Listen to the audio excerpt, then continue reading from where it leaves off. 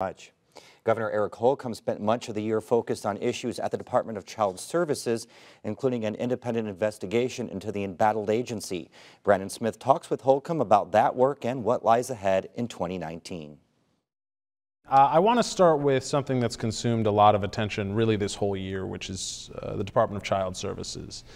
We got the report from the independent auditor about halfway through the year. Your administration just sort of released the sort of progress report to us when we talked about your agenda a couple weeks ago. A lot of it seemed to be we're still studying, we're still developing. Are you comfortable with where you are in the process? Well, I'm never going to be comfortable as long as there is an at-risk population out there, and there is, unfortunately, as there is around the country, but this is our state. And am I pleased that I think we're turning the ship around and heading in the right direction on multiple fronts? Yes, I'm pleased that we're heading in the right direction. I'm pleased that we have this action step, but as you saw, some of these are in progress. Some of them won't be in progress until the legislature gives us the tools necessary to advance. There seemed to be the sense, again, when DCS submitted its budget request to kind of bring it up to where it's already spending, that everybody said, yeah, okay, let's do that. But then we got a fairly eye-opening revenue forecast. Do you feel like that's a number that might change?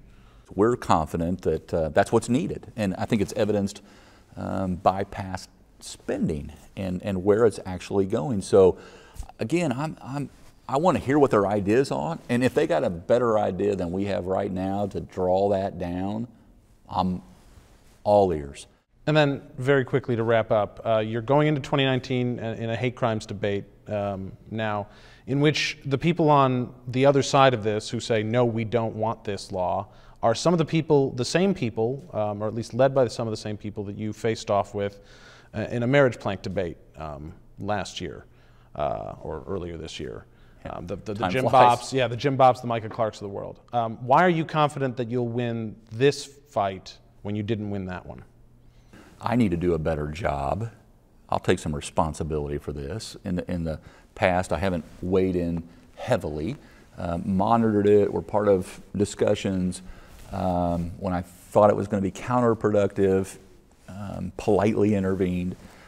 It is a different world today. And if we want to continue to attract talent, quality of place and space and life, ultimately, factor, it's one of those boxes. And matter of fact, it might be as important as your tax and regulatory environment to many.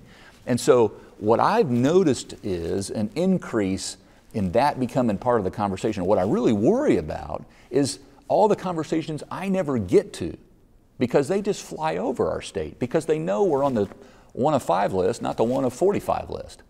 And so it also makes business sense. Thanks so much for sitting down with me. Thanks, Brandon, very much. You heard them talking about the tough budget position the state is in. One reason is that corporate tax revenue is expected to fall in the second year of the state's next budget. It's likely to grow just 0.3%. Now, some say ongoing tax cuts are to blame. Democratic lawmakers want to stop a number of corporate tax cuts, but Republican lawmakers say those breaks are vital for business in the state.